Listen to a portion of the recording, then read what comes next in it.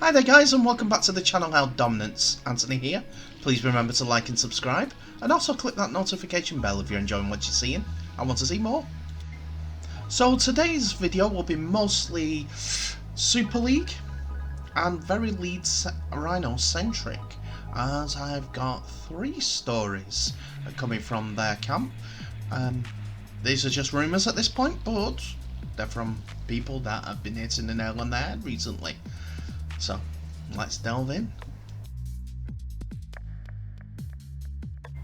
So first of all, unfortunately the Leeds game versus Catalan in Catalan has been called off due to numerous COVID cases. Reports are coming out that there are 8 cases in the Leeds camp that has caused the postponement, and with the new postponement rules, they are not subject to the 24-0 drubbing that teams have got this season in the Championship and also Super League last season. They have got to play it again soon, another time, so they're going to have to fit that in somewhere down the line. It does come into a kick of the face when it comes to other clubs that have been a party to one of those results, being on the wrong end of those results due to COVID.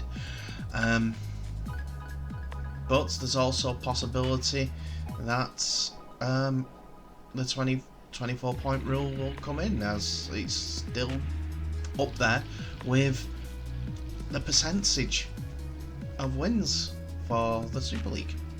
We just don't know, but there'll be further information coming from them, from the Super League, probably after the weekend. But this time, all that we know is that Leeds game with Catalan in Perpignan is off.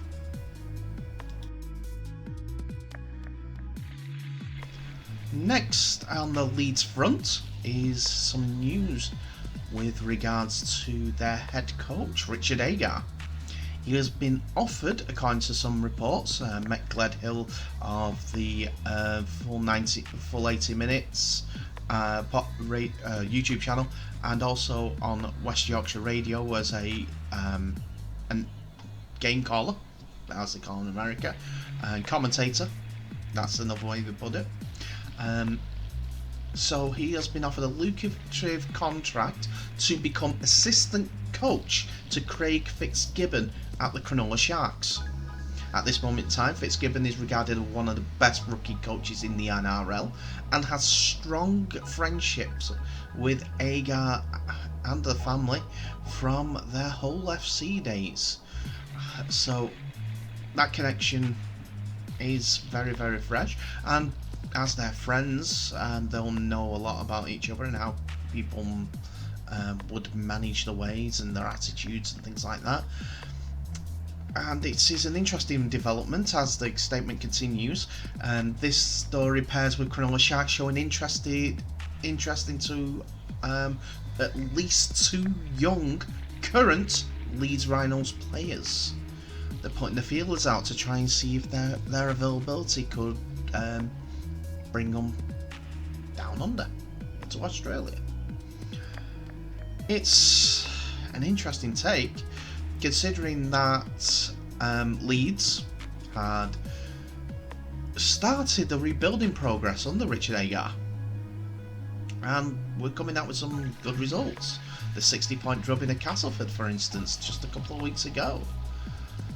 They may not have put in a challenge for the Super League this season, but it was looking as if they were building on last year's results, last year's league position.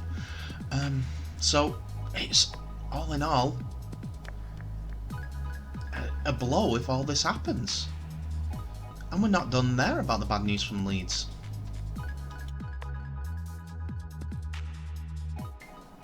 So as I said, the bad news continued when it comes to Leeds, as according to a few sources in the media, Kevin Sinfield is on his way to Leicester Tigers for a lucrative move to rugby union as part of the as the replacement of defensive coach Mike Ford, who has been has had his contract cancelled over the last day. So Steve Borthwick was asked about this, but there was the Leicester Tigers head coach, but they refused to comment. Phil Larder, Crossco's legend, believes Kevin Sinfield will prove a success at Welford Road should he swap Leeds Rhinos for Leicester Tigers. Larder is universally respected in both codes, and his rugby league ideas revolutionised the concept of defence in union, leading to England's World Cup triumph in 2003 under Sir Clive Woodward. I don't usually go this in depth in rugby union, as it's not my sport really, but Kevin Sinfield did play at the end of his career in rugby union for Leeds Carnegie at different levels of success, but it keeps being mooted that he's switched to the 15-man game, which is a bit weird. But he's never coached in the 15-a-side game. The only thing that I could say about it is it's lucrative. That's the difference.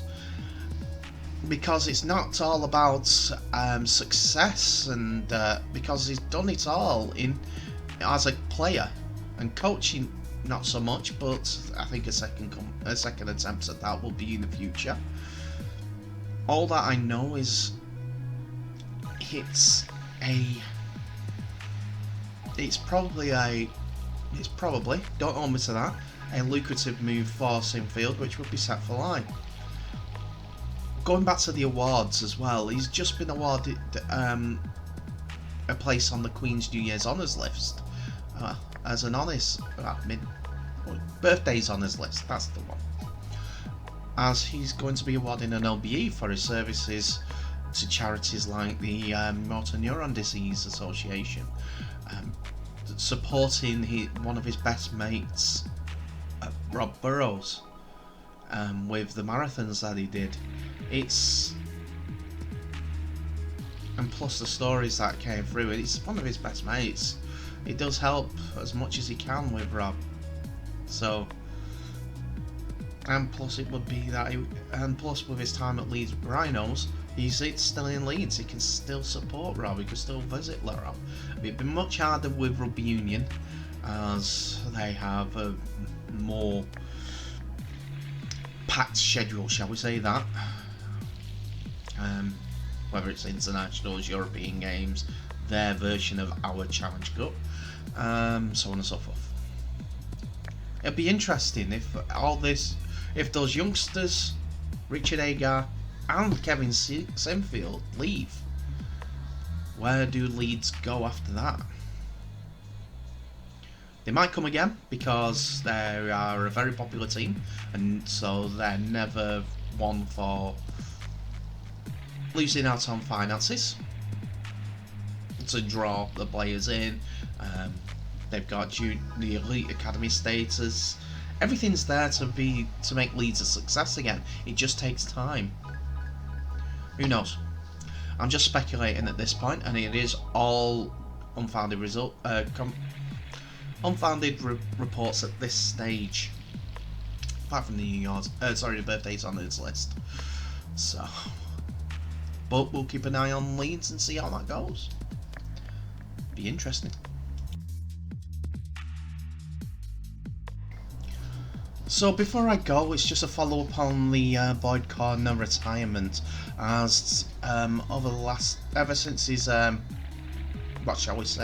his announcement, he has came out and said that it's more than likely my own tackling technique rather than headshots that are the reason for the retirement through my concussion history.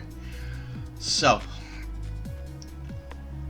to back this up, there is a Twitter handle called NRL Physio, who says, warning, whilst not gory or traumatic in terms of blood or broken bones, the following visuals may be confronting. Seen below are incidents I could track down that resulted in Boyd Cordner undergoing HIA assessments since 2016. It's kind of a good little thread, as it does back up what Boyd has said. Came up and said, maybe my tackling technique is probably the reason why I've had most of my concussions. Fair play to the lad to come out and say that, and hopefully more people will look into this themselves. More actual stats are the reason why they've got HIAs.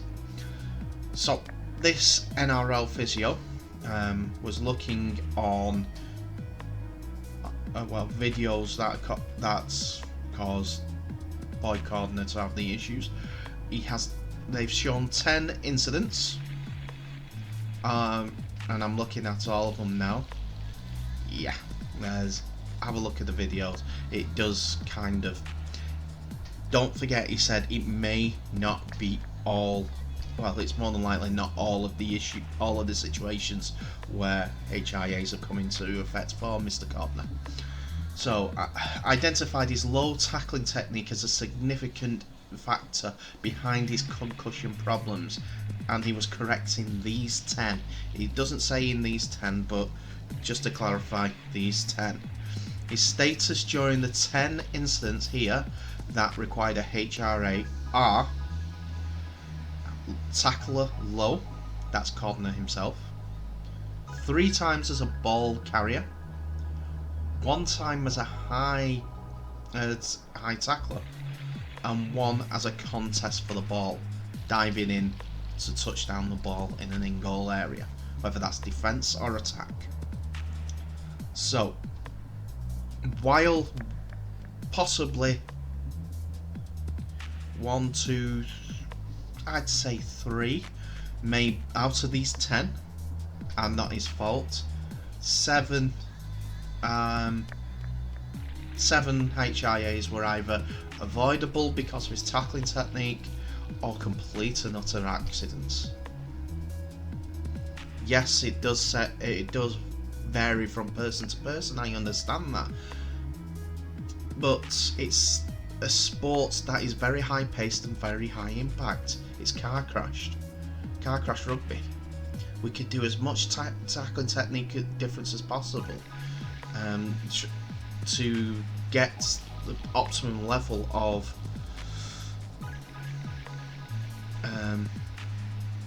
protection and ways to work around it. But accidents happen, no matter what walk of life it is. We can't all walk around with bubble wrap on our heads until that bus knocks us over. That's one way to stop public transport, isn't it? I was listening to Paul Gallen of the Cronulla Sharks talk about, of Cronulla Sharks history. Now, talk about how he was down at Cronulla, I'll get the words out eventually, helping out with the tackling technique ideas. And one of the ideas that they came out with was keeping the elbows tucked by the side when going into tackles, so that it's already tackled. That's alright if you're an inside forward and not on the outside. On the outside, if you're a defending forward, for instance, let's put it in context. Ben Murdoch-Masila, while playing for Warrington Wolves, played just inside the centre. As you're going in from winger centre, then that's his position, whether defending or attacking. If he came across a speedy centre or winger who tried to go on the outside of him after his side have shuffled across to compact the defence to stop him going through there, his arms are not always going to stay by the side. His elbows not going to always tuck in. He's going to stretch out to try and grab the person. So, while it can help in some areas, it's not going to be effective. especially with. There's another example. Scott Taylor. He used to run up to the line as a forward, run up to the line, and then sidestep one way or another at points of impact. If the elbows are like that, it's gonna that way. But if they're more like that, it's got more chance of being tackled. Scott Taylor, I mean by this as a ball carrier, not as a tackler. The tackler is up at last minute, he's gonna try and grab. That's been phased out quite a bit. I think that's been more directed by injury stats and things like that. That has been player welfare and due care. There's still players that do it at points of contact, still step away, but mostly it's body on body, body on body. Straight tackles doing a good duty of care for the player. I think that's a player agreement that came to all that. But you see what I mean. I'm not saying that in all circumstances that they're all the same, but I'm just giving examples that it varies with these headshot crackdown. It's always going to have a headshot no matter what happens, whether it because it's an accident, and people's arms are people are reactive by nature. And coached how to tackle. And if someone comes out, puts you out of that tackling comfort zone, your arms are going to go everywhere. That's my thoughts on it. And I will stop waffling now. I'll say thank you very much for indulging with my tackling techniques. Well, my tackling technique seminar, shall we put it that way.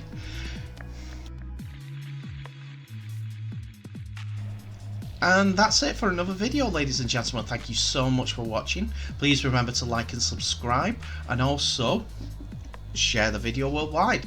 The more people that will get involved, the more people get to see rugby league, or get directed to rugby league, because it's a great sport, and you all know that.